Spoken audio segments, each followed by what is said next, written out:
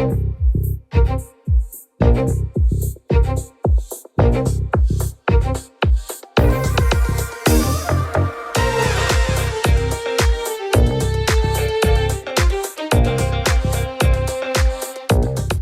to Super Entrepreneurs Podcast. Today we have with us Lisa Woodruff. Lisa, how are you? I'm doing great. How are you? I'm doing amazing. Wonderful. Thank you so much for taking the time to come out today in this on our show. Yeah, I'm super excited to be here. Oh, that's excellent.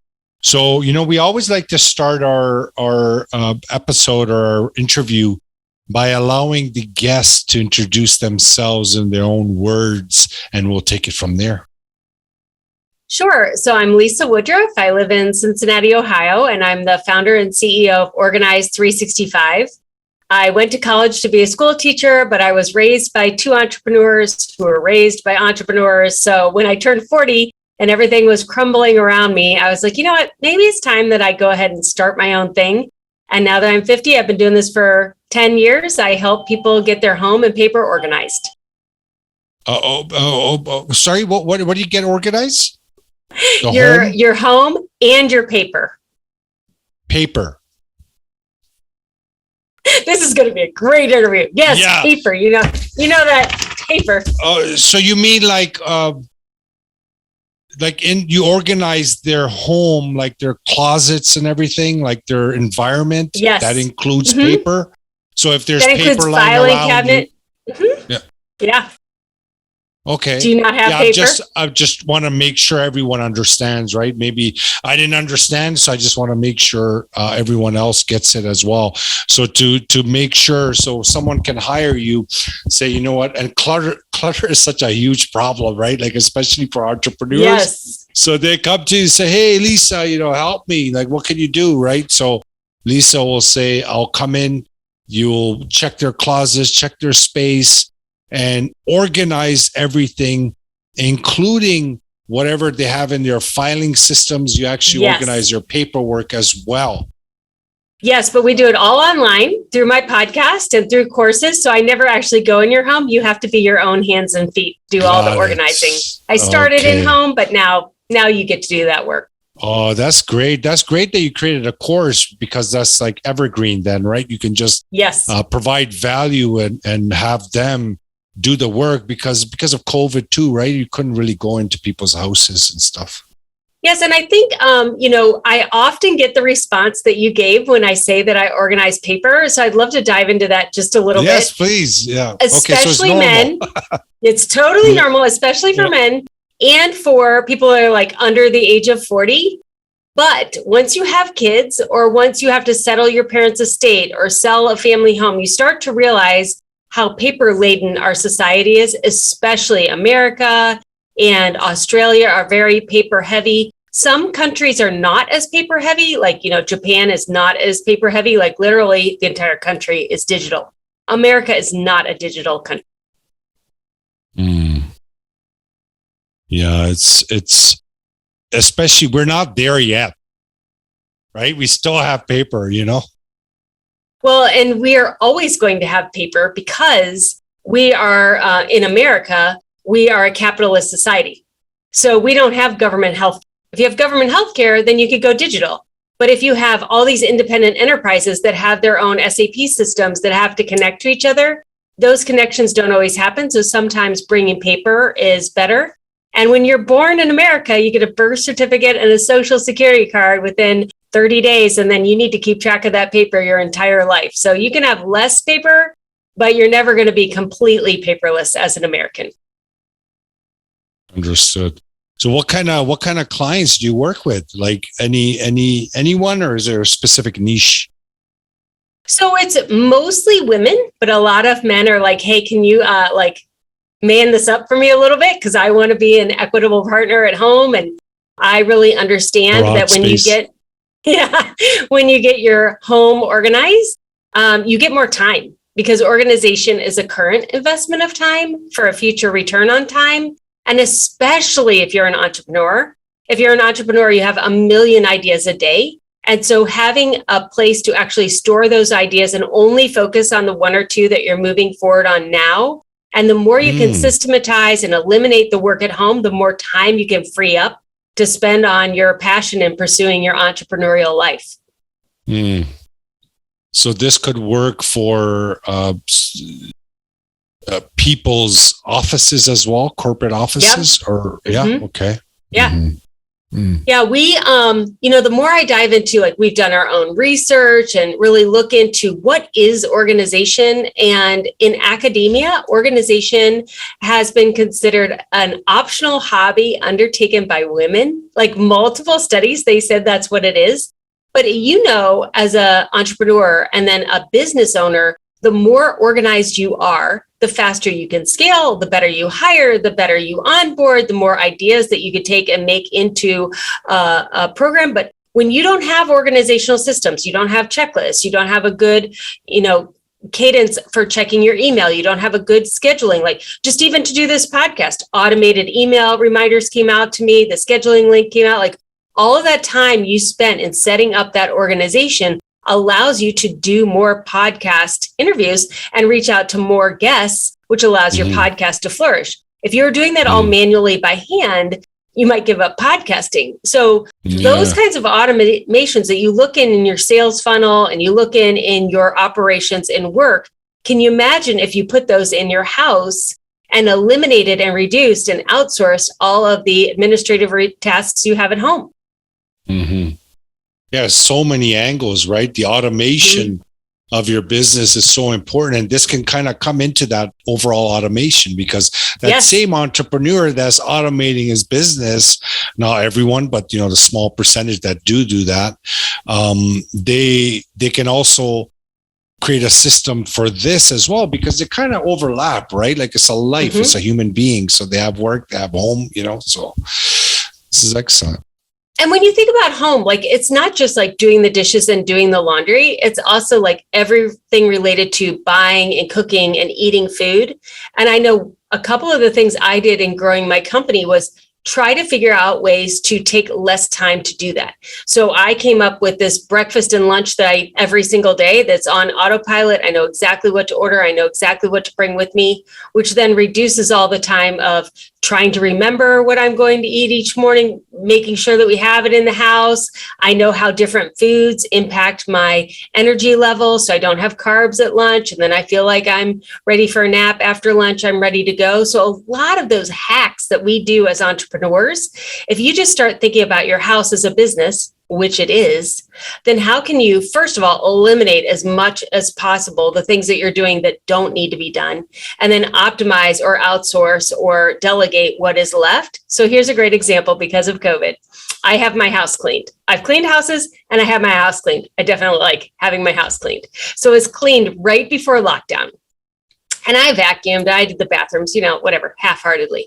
7 weeks into lockdown, all of a sudden you could write your name everywhere in our house because I had not dusted. So now I know if you're dusting any more often than every 6 weeks, you're wasting your time, because dust takes 7 weeks to accumulate to the point where people can notice it. So those kinds of things that we would do in our businesses to optimize our businesses, like, we can eliminate a lot of what we're doing at home and free up our time to either put into our passions or, do the life that we want. Like, we want to be entrepreneurs so we can live life on our own terms.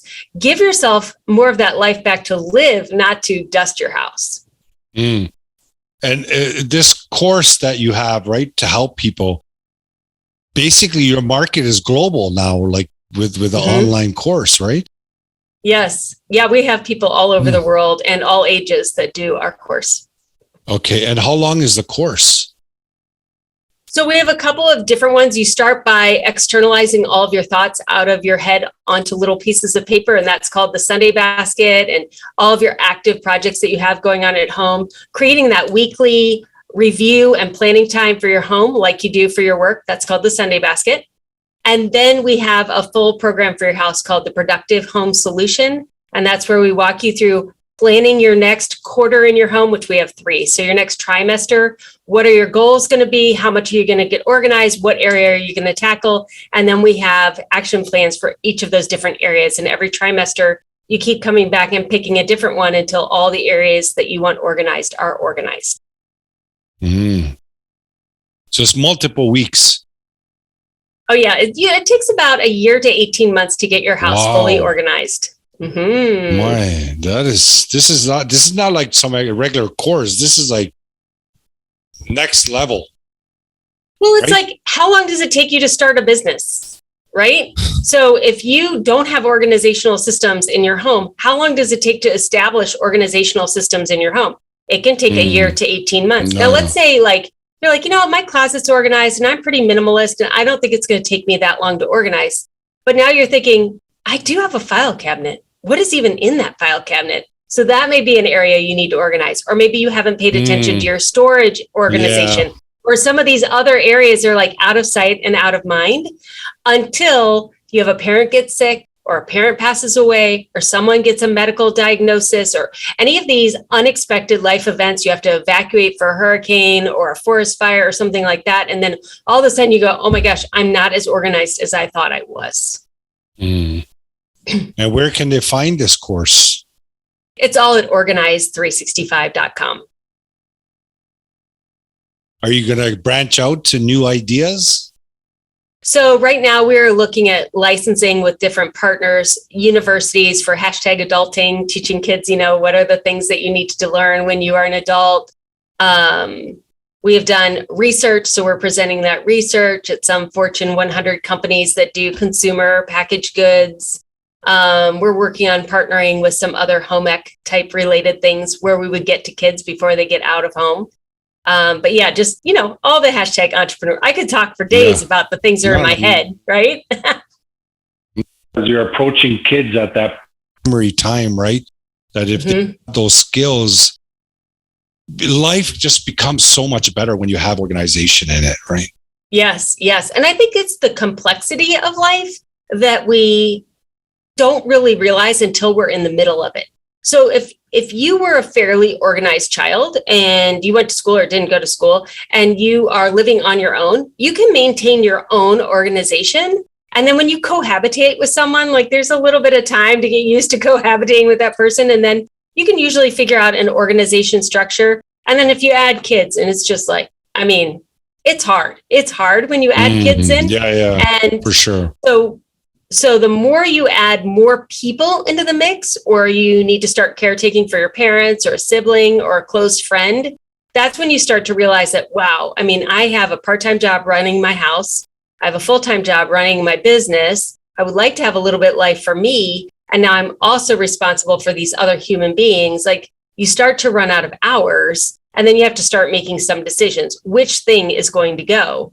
And often we will sacrifice the organization at home because those muscles aren't very strong and we don't realize how much that's really helping us. Like if you're interested in health and nutrition and all of a sudden you ate McDonald's for a week, like you're not going to be feeling the same way you did it. Calories in are not the same, good calories versus bad calories. Or if you just start racking up your credit card debt, it takes a while to pay that off. You can't pay it off as fast as you can incur the debt. And the same thing happens with home organization. You don't realize how much time you're spending looking for things, deciding what you're going to wear today, looking for something that's still dirty in the laundry. No, I agree, definitely. Well, your service is needed. That's for sure. I'm glad that you're doing this and this very unique offer that you have. And it provides service to others, right? It makes life better. It requires some effort, but nothing is without effort, right? So you just put a little bit of effort, you get that organized, and now you gain that skill. So if you're a young parent, know, a young couple, for example, you can embed those qualities, those skills into the children. So when they grow up, they have those skills too, right? Yes, it's a learnable skill, but who teaches it? Like usually you catch it by osmosis, or you're kind of an organized person to begin with. But yeah, if you don't think about it, you don't think, oh, that's something that I could definitely learn. And in business, I'm always seeking out books and podcasts and things that help me shave a few minutes here or eliminate redundancies there so that I can move forward faster. Organization is the thing that helps you do that. Okay, good. Well, I'm hoping that we're going to have you as our subscriber as well for our show. Absolutely. Yeah, that's good. Well, we always like to ask our guests what their inner superpower is that got them to this point? I would say mine is the power of observation and analyzation. So my dad was part of a large Irish Catholic family. He was one of 6 kids, and his mom was one of 6 kids, and all of those 6 kids had 6. So I had like second cousins, third cousins. I was always around all of these different people and in all of these different houses. And then my mom's family, she was the oldest of 2 children. Her mom was an only child. Her mom was an only child. So you had this really small family and you had this really big family. And then I was a babysitter. I loved babysitting. And I was in all these houses as a babysitter. And I got to see how different families lived and used spaces and organized. And so I would like to organize the houses when the kids went to bed or took a nap. I would start organizing the entire houses. And I got a really neat insight into how different people use space, when it gets disorganized, different people's ability to organize. And then I kind of put that together with my teaching education and put it into this course. Amazing. Well, you know what? I wish you all the best. And what you have created is going to be something that even you can pass on, so it's great. Who knows how far this course can go and providing value for people in their life and the way they just live, it just makes things easier. So I'm grateful that you've come up with this idea and you're serving others. All your information will be in the episode for anyone to get in touch with you. I hope that this show can provide value to your business as well. And hopefully your information provides value to the audience. Is there any final words you want to share with the audience? Yeah, just that organization is a learnable skill. I mean, you seem to be a really organized person. When you are not organized or you don't feel organized, there is such an internal feeling of like, well, everybody else is organized, but I am not. And when I did my 3rd research study last year, we showed that 87% of Americans believe that organization is a learnable skill.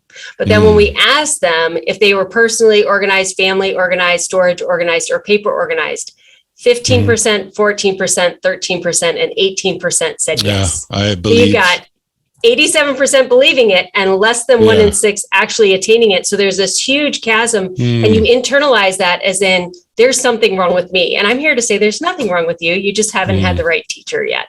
Yeah. And that's what we say too in our mentorship. What we do is that, there's a huge gap between the knowing and doing, and you see entrepreneurs every day, like they know so much, they're so brilliant, so much information, but the results don't match because they're not doing the do, they know the know, but they're not doing the do. That gap is a major issue in different variables. So. That's great. Thank you so much for having me. This is great. No, my pleasure. So I'm grateful that you came on the show, share your information. And again, for the audience, thank you, everyone. Please do remember to subscribe, follow, share all that great stuff on the social media. And we'll see you next time. And then Lisa's a wonderful lady. If you ever want to get in touch with her, her information will be in the show notes. And check out our course and let's get organized. Thank you, everyone. Thank you.